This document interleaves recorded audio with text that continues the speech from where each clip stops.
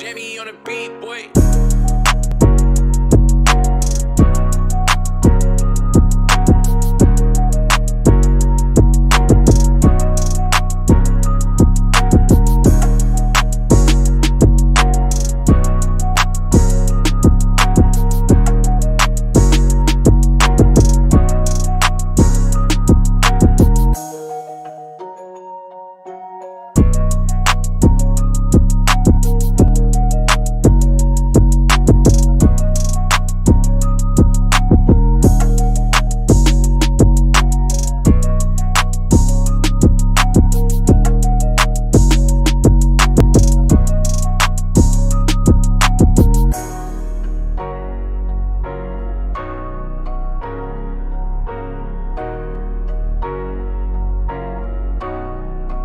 Jimmy on the beat, boy.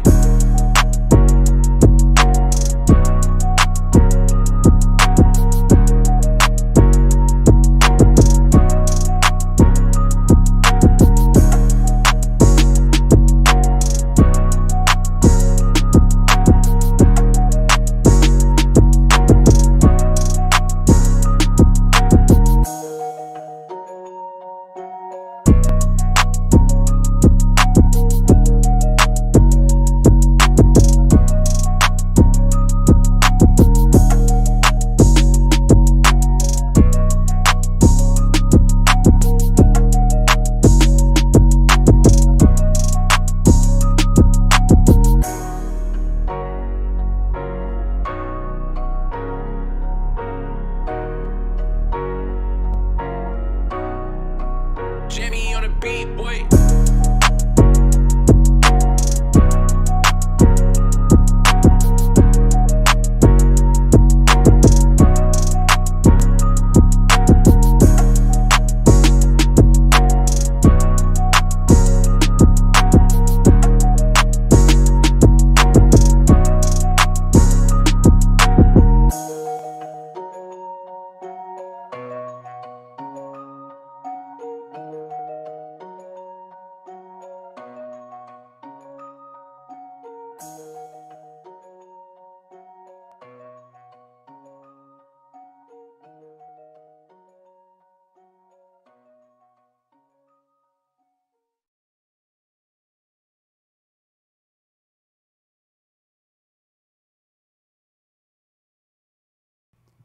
What's going on, everybody? Welcome to Double Coverage, the premier NFL podcast from the Gin Sports Network. I'm here joined with Musa and Smitty.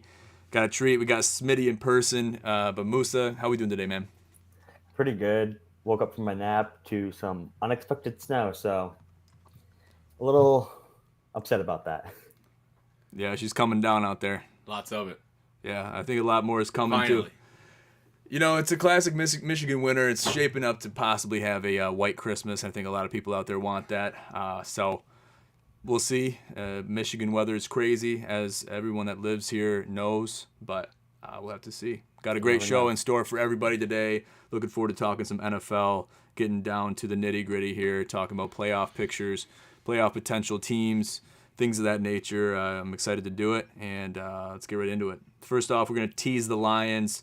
They'll be the first team to start the season 1-6 and make the playoffs, looking for, after that huge loss Seattle suffered against the 49ers in the Thursday Night Football on Prime Video.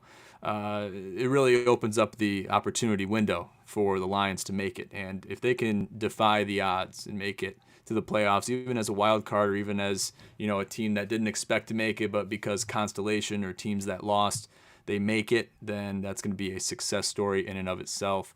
And you got to take your hat off to Dan Campbell and what he's been able to do to face adversity, see adversity happening. I mean, you could easily have thrown in the towel at this point in the season, or even when you're at 1-6, and say, hey, let's just focus on next season. Let's try to win a couple more games. And Dan Campbell would never throw the towel in. Let me just say that right now. I had to get that one out. Yeah, I mean, Dan Campbell, even if it's for draft picks, he's not throwing in that towel. Never. He likes to keep winning. He wants to show these guys, build that culture. We're not going to tank our stats just to get a draft pick. We're not going to play bad football just to get a draft pick. And that's why the players love him. And just to touch on the 1-6 first team to make it, the Lions love making history. In recent years, it's been not such great history they've been making, but they're starting to make some good history. And I think this year is going to be the turnaround where they make some amazing history. Yeah, I mean, with that being said, Musa, they haven't made any history yet. There's still opportunity there that they don't get in. So the Lions got to keep doing what they're doing. At the end of the day, they shouldn't be thinking about playoffs. They're thinking about the next week. They're thinking about the week they're on. To keep producing the defensive play they've been producing there, and on the other side of the ball, being efficient on offense. And one of the things that I think has really helped the Lions win games is, they're staying in the game. They're playing well offensively, but we're not putting Dan Campbell in any positions where he has to make a big call, coach. Because we got a couple of our losses, and this Lions team would really be on the front page if we had a couple of the losses, like maybe a loss or two taken off. In some of the games, there could have been opportunity for those losses to be W's. So we'll see what happens as we keep going. The Lions are playing really well right now. You got to give them kudos. I mean, the defense is hungry, and that's one of the things that's helping the Lions. Of course, they're putting up major points. But defensively, we're pressuring the ball. We're getting at these quarterbacks. And hopefully we'll see it again this week when they play the Jets and the backup, Zach Wilson. Yeah, we're going to talk about that here momentarily. But first, we have to talk about Mike Purdy, Mr. Irrelevant, and Baker Mayfield. And then that begs the question, does Stafford retire? He's looking like the second-string guy now, with Baker in there, big win last week. And you have to consider, what are you producing on the field? Are you healthy? Are you capable? This is obviously not the Stafford. We're seeing a lot of the Lions Stafford, I think, in some of his poorer performances. We're seeing that take form here at the Rams. We have seen it in recent weeks when he was playing, when he was healthy. But now he's more of a liability than an asset. I guess, what would you predict, Musa, if you had to? Is Stafford going to retire? Is he going to stick it out with the Rams, or does he take off? My biggest issue here is Kelly Stafford. If she's out of the picture, Stafford's not retiring. The only reason I think he may actually retire is just because of Kelly. If you've seen any of her podcasts, you'll know that how much she wants him to retire, even though she's not going to ask him to do it just because she knows how much it'll destroy him. And just going off that, she knows it'll destroy him if he retires because he is that competitive guy. He has played through injury, count in and count out. He is one of the toughest people at the quarterback positions, and it's hard to say. I don't think he's going to retire quite yet. I think he might take some time off to really recover, and I don't think he retires, but with Kelly, it's definitely a possibility. For me personally, guys, I mean, hell of a job by Baker to come in to get picked up on Tuesday, and 2 days later go into a NFL game and play and win. Baker Mayfield, a guy who's won the Heisman, the guy's stayed ready, right?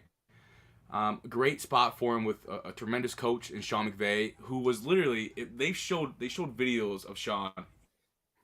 All the play, he would read the defense, and then he would go back in and he would help Baker out with the play. I think at one point I recall it was a run play, and it was one of those scenes that happened there, and it looked like Sean kind of notioned to the mic or whatever. It was like, it's good. Like, it was like a quick speech to whatever it may have been, but it looked like it was a confirmation of that play is going to work. Because Sean McVay is a very intelligent coach. That's why he's where he's at. He can read defenses very well.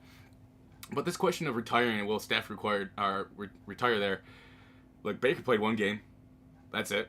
Stafford is a warrior. The guy's won a Super Bowl now. He's played his heart out on the field. He's put blood out there on the field. The guy's done everything you could. He's done everything you could ask out of a quarterback in the NFL, in the National Football League there. But gosh, I don't know. You gotta show me more of Baker before we even think about Matthew Stafford retiring. The guy's not going anywhere unless Baker somehow turns around his whole career. He looked good one game. Again, it was against the Raiders, who have been abysmal all year defensively. So, but at the end of the day, that was a tremendous thing that Baker did. And hopefully Stafford will come back, and we'll see where his career goes. I'm not saying it's out of the cards, but I would be really, really surprised, Musa. Yeah, I don't think it's a question of how Baker plays. I think it's more of what Stafford's feeling, how his body's feeling.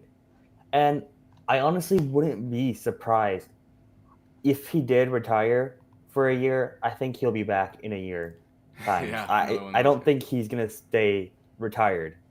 I don't know. So if he even does retire, think I do if see they- him taking the rest of the season off though. I don't think we'll see him again in 2022 or 2023.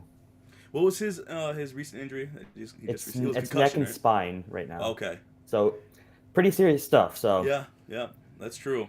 So I guess you could bet in that call. That's a very viable question to ask. I mean, you might be hitting that one on the hammer. If you could bet Matthew Stafford retiring or not at the end of this season, I would smash the yes. I'd be interested to see what the odds are on that. Right, I think it would to see. It would be interesting. Speaking of odds, you might want to lock in a Super Bowl for Lions win because the odds are pretty good, and you never know. For $10, turning that into 1,000, that's. Would you get a plus 1,100? It's 12, Yep. 12K. 12K. No, It's not 12,500. the odds are 12.5. Yeah, 12, not 12K. You're not. If you bet $10, you're making about 11. Right. 12.5 is what the odds are. Yeah, So- like the numerical odds. It's probably so if you put $100 down, you win $12,000. yeah. It's probably Right. dropping by the day, especially after that Seattle loss. It's going to drop, but it's not going to drop tremendously. I mean, And the odds should be there because you think about the pipe dream, you think about what they came from, you think about all these different factors and these other teams that are in the hunt that probably shouldn't even be considered. You just have to think about the Lions and their record being in the playoffs, even showing up to the playoffs, knowing what they can do, what they've been doing, and I mean it's worth that. At 12.5 or 1,200 odds or whatever it is, if not more. Yeah. You know what I mean? So, I mean, it takes a rack of nuts basically to put money down on that.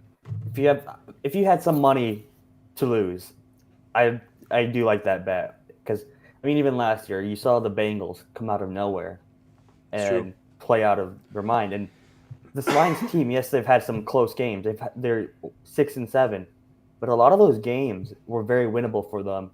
And it was just up to the defense, and the defense has really stepped up. So there's that potential. Some coaching mistakes, Musa, let's not forget.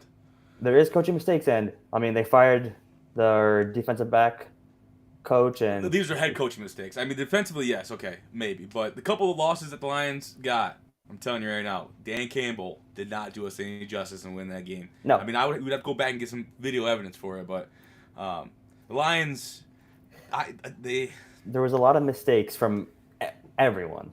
If we're gonna be honest. So Here's the thing. He says that Dan Campbell shouldn't be able to take a lot of credibility or a lot of credit for that. Here's the thing with head coaches. They take responsibility whether they win, whether they lose, whether players get injured and their team suffers because of that. A lot of that falls on the head coach, and the head coach is going to receive all the heat because of that. oh yeah, he already knows. We've seen it happen in college football. We see it happen in the NFL. Not as much in the NFL. There's more scrutiny and there's less room for error in college football, and we're still more strict on these guys. We're calling for their heads. No. If they get 2 losses. Well, We've not seen it. exactly. Look, Dan Campbell is first-year coach. He's going to get some heat about it because of making mistakes. That's what's going to happen as a first-year coach. But, if people like me are seeing, other people, on TV are seeing it, the guys in the organization are going to see it, and he's going to get coached up. He's going to take that constructive criticism, and he's going to go upward from it. Dan Campbell is It's the second year, isn't it? yep, it's the second year. Second Not year? even a My full bad. year. 1 year and he's halfway Once through his first second season, right? Isn't it the first season? Dan Campbell? Yeah. No, he was the coach last year. Okay, my bad. Second season. Big deal. But at the end of the day, he's going to get better as a coach, and he's a gritty guy, and he's the one for us. We've already seen him correct those mistakes, make those firings that he needs to do. And that's kind of where I go into, they've corrected the mistakes, and there is that potential. I'm not saying it's going to happen. I'm just saying I do like the odds on that bet. Yeah, you're absolutely right. $10 when you're $1,100 or $1,200, tremendous. 100%. Let's move on. Let's talk about the Jets and Zach Wilson. Mike White is out with a fractured rib injury. He took a hell of a hit. And, to take a hit like that as a quarterback, we've seen a lot less. And I've seen a couple. I think I only seen one that really stood out to me. It was a Justin Herbert, roughing the passer call. And it was called because the defender had put all of his weight on the quarterback. Now, where does it end? I mean, we're talking about apples to oranges here when we're talking about a quarterback like Justin Herbert. And, several weeks ago it was Tom Brady. That was the talk of the town with these, roughing the passer calls. But you see Zach White take a hell of a hit. And I think that you'd get a 3-4 game ejection suspension if that was on Tom Brady. You know what I mean? Especially considering they bring into play how old is a quarterback, how much stature does he have. He's a living, walking legend, active, playing legend in Tom Brady. And then you see Mike White, a backup for a previously horrible team under Adam Gase, with Zach Wilson out, their primary guy, and you just don't see that call. I'm fine with not seeing that call. I didn't think that even the hit on Mike White was a roughing the passer call, but I definitely thought that the roughing the passer call made on Justin Herbert should never have been called. Yeah. It's kind of off topic here, but I guess how does them losing Mike White and that call not being made, how does that affect the NFL and how does that affect the Jets, especially going into this week against the Lions? So, I agree. It should not be called, but if it was Brady, it's called because Brady's Brady. Brady's old. And it's not fair, but it's kind of the way the league is. I don't think there's really much changing that. Unless it's all discretionary. It's up to the officials. But that's where I make I make that distinction because Justin Herbert is not an old quarterback. He really hasn't earned the legend status yet. So, and he's still getting a call where the weight of the defender, there's really nothing the defender and a D lineman could have done there. You're talking about 250, 300-pound guy tackling to probably, a $150, $170. If you've ever really tackled somebody, though, you can power drive someone to the ground. Yeah, but there's also times where it's not avoidable. But I guess it depends how you fall. Like if you hit them and you kind of try to stop your momentum after they hit, or you follow through. It's unclear. It's very unclear. Yeah. It's really if the defender puts his weight into him. Yeah, well, it looks like that if you tackle a quarterback and you're.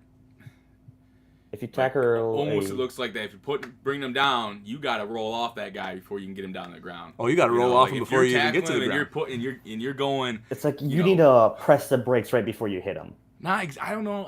Right after. At the end of the day, you're not pressing the brakes. You're not pressing the brakes at all. But it's almost like when you're making that contact, you're hitting that player.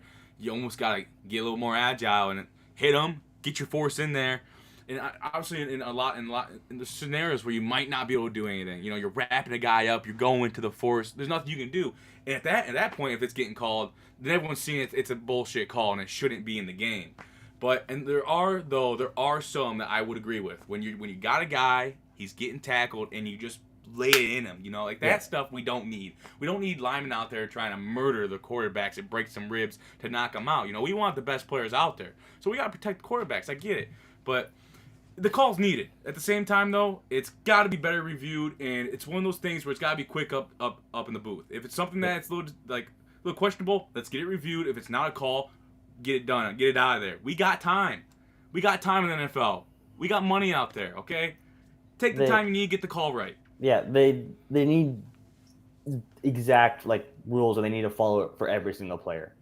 Yeah, treat it like targeting. Treat it like targeting in college football. Have certain things that are precursors that are already known, and then if you see those dots that are crossed and those I's that are dotted, you see that happen, and you can compare it to what's written in the rule, and then it can be compared. And we've talked about it multiple times, both on this show, the GCP, and other podcasts and shows, countless times about how reviews and the reviewing process and a lot of these penalties. Yes, I think they have good intentions, but I think they're ruining the game, and that goes for football and basketball. I think another thing is some quarterbacks take hits badly. They just look bad on certain quarterbacks.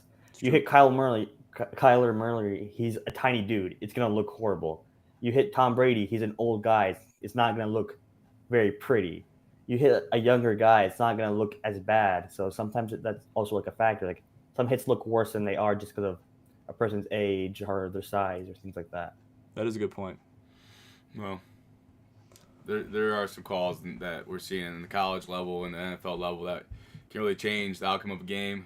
But the calls that need to be made, another questionable one that people tend to not like is the neck and head area.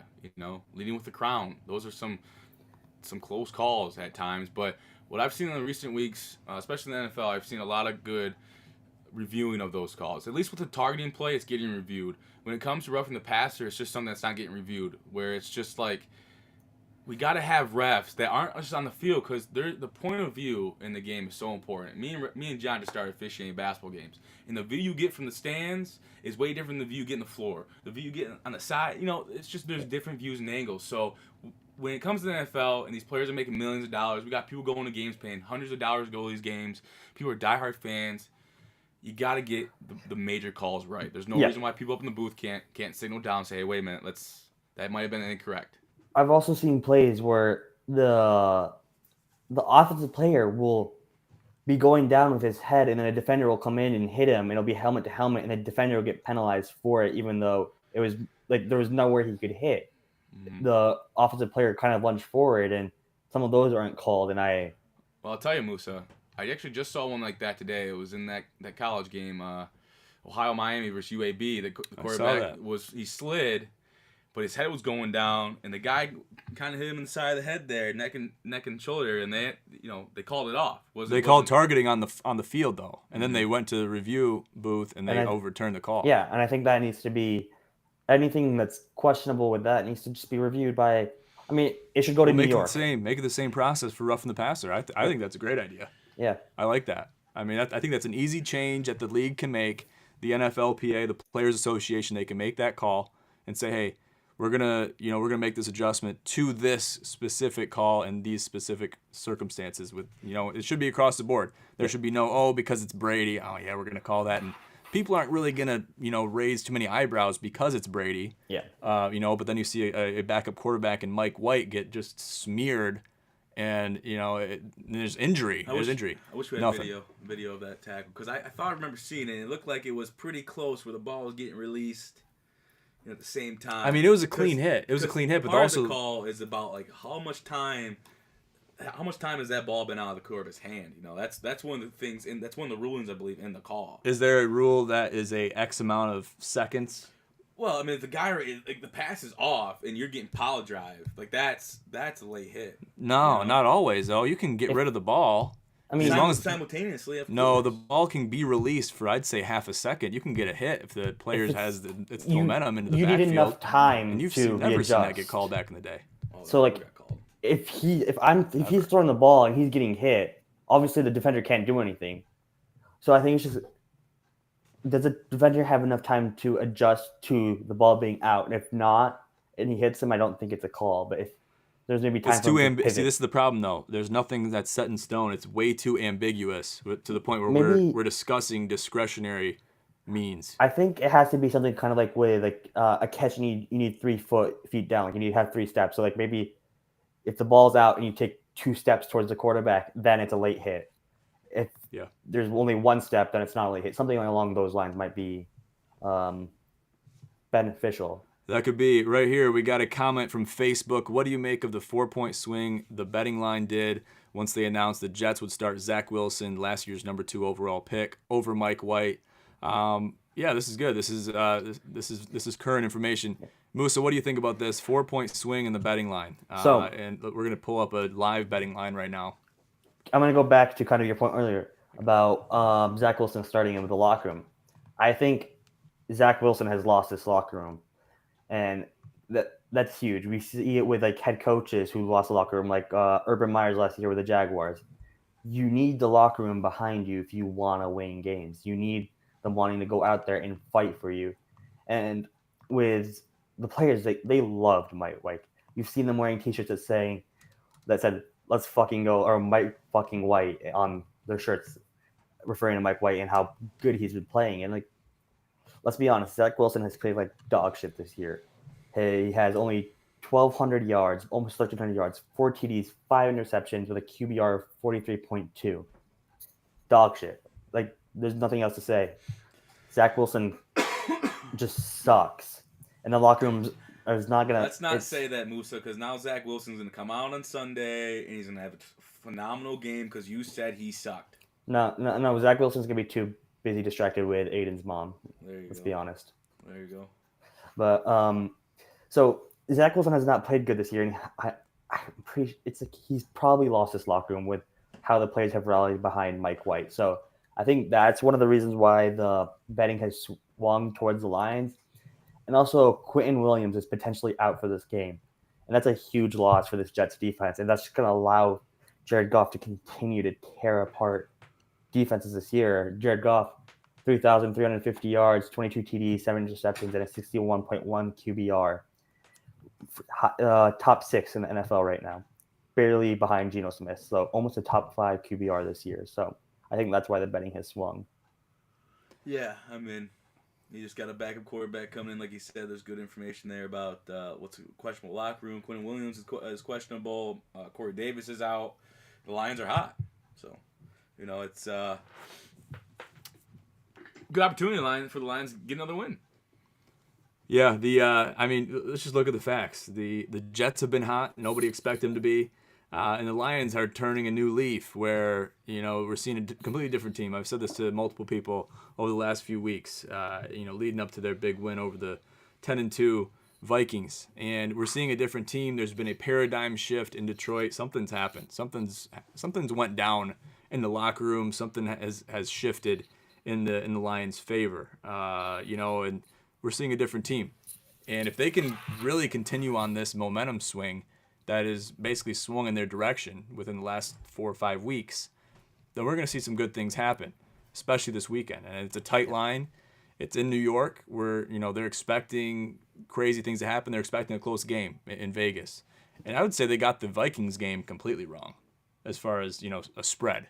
You think it should be more or less? I think it should be more. I mean, based on the 2.5, right? It was 2.5, but what we win by like 8-9 points? I know it was like 34 to this 20. spread of this game is No, I'm talking about last week. Oh, It was. I know it was 34 to 23. Okay, so 9-point game. But at the same time, they're going out on a limb in Vegas saying, okay, -2.5. People thought that was crazy. Well, the Vikings are tremendous at home, and they've battled throughout the season, and the Lions are just hot, and they're at home. I mean, the Lions' atmosphere in Detroit, in Ford Field, we show up. I mean, our Lions fans are showing up right now. So I think they had it right. Even with just a 9-point game, that whole game, the Lions just dominated the Vikings. Like, it wasn't close. The Vikings, defense? I think, scored a little bit in the end, bringing the game closer, scoring 13 points in the fourth. Yeah, before that, they only had 21. So, yeah, they scored 10 points in the fourth. Before that, they had a touchdown in the first, and then in the third, they had 2 field goals. So, the Vikings didn't play well. The Lions dominated them, so... 34-23, that's an 11-point game. Now, that's why I'm not a math major right there. I can't do a 34 minus 23 differential. I knew it was several points. I knew they smashed the spread.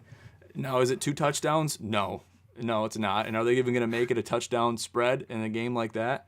Probably not. In an NFC North matchup, the stakes are this high. We've seen the Vikings play well. We've seen them come back and win games they probably shouldn't have won. Plus, they didn't expect this to happen. We've seen the Vikings shaky, though, as well. The Vikings have been shaky. They just got destroyed by the Cowboys recently. That is true. So it's like the Cowboys Vikings almost lost to the Texans. That is true. It's the NFL, man. That means the Texans are the best team in the NFL. I mean, returning back on the Super Bowl thought. I mean, it's heinous to even think about it, But I mean, if Jameis Williams can be productive and DJ Chark can catch the ball, and St. Brown stays healthy, and we got 2, dude. I mean, the offense. Jared Goff has gotten their team there before. Okay, Yeah. Let's not forget this. Jared Goff can do it. It just comes down to our defense, man. We got some young talent, and who knows what could happen. But I mean, I just cannot start drinking the tea. The Lions have had in the last 12 games, they had at least one takeaway in the last 12 games. That defense, hungry defense. It's what sets the tone. The defense stepped up and they started winning games. It's like if they had a defense at the start of the season, this team very well be undefeated. We don't need to talk about the start of the season. I mean, a couple losses. They've been close games. The offense has always been there. It's just the defense wasn't there, and the defense has finally stepped up. Well, we had a 29-0 game in New England, and then we got our asses kicked 34-6 against Dallas, right? Yeah, but and then before things that, started turning around. But before that, they were all close the games. Dolphins. There was Right. 2 Well, games that were not yep. close, but the Yep. rest of those were very And I winnable think- games. I think shortly after those 2 games or game, the Patriots game, I think that's when did the defensive coordinator get fired? The week they won. Against the Seahawks? No. The first win the Lions got. The After, first win on their win streak. Their second. Yeah. Oh, on their win streak. Yeah. So, yeah. After we played the Dolphins. So It after was when 1 they were and 6. 1 and 6. When they Yeah, were when we were 1 1 and and 6. 6, they fired After him. we played the Dolphins, huh? Yep. So, Yeah. and after That was that, the turning point. Well, and in that game too. That was one of the games that was winnable for sure. Of course, it was 3-point loss. Yeah, the Bills. That was. And then the Bills was the next one. That one came- they could have very well won that one. That one hurt. That one did hurt. That one really, because we had a sore Josh Allen. You know, we had Thanksgiving. Man, that one really hurt. I mean, we'd be 7-7 right now. I mean, that would be like holy. Here come we the would be on Lions. what, a 6 win Six-game win? streak? Yeah, right. 7 and 6. Well, it would have been 6. Yeah. Would have been 6, 1 and 6, right? So we're on 5-game win streak right now. Yeah, 5 and we're not 5 win streak because we have 6 that and loss. 7. We're 6 and 7. 5 and 1 in our last 6 games. There you go. Perfect. That Said it works. perfectly. Works for me. Hey, we could have a Lions podcast, but let's we actually never talked about Brock Purdy. Yeah, let's hear about Brock Purdy. What's the deal with Brock Purdy? What's happening here? With Mr. Irrelevant here. Mr. Irrelevant. I mean, we just gotta give this guy just absolute kudos. I mean, Iowa State grad, played well there, tough quarterback, and Mr. Irrelevant, last pick in the draft, Like the next third Tom Brady.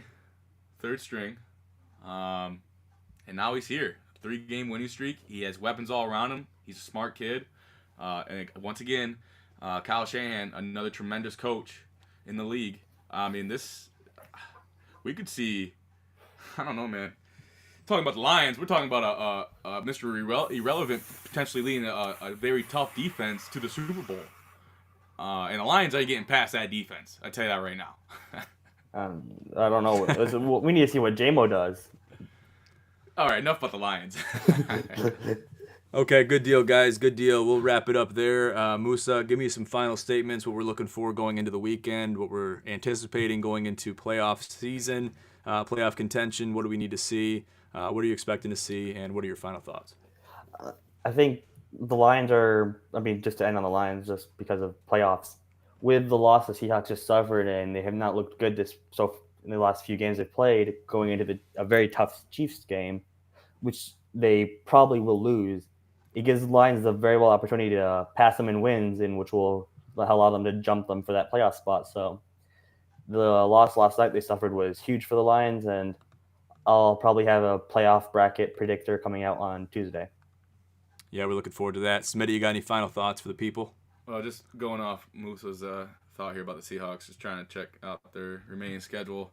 Yeah, last 3 games here, they got the Chiefs, the Jets, and the Rams. So, and do we know the Lions' last 3, Musa? The last 4, I should say. Panthers, Bears, and the Packers. So we got the Jets, the Panthers, Bears, Packers.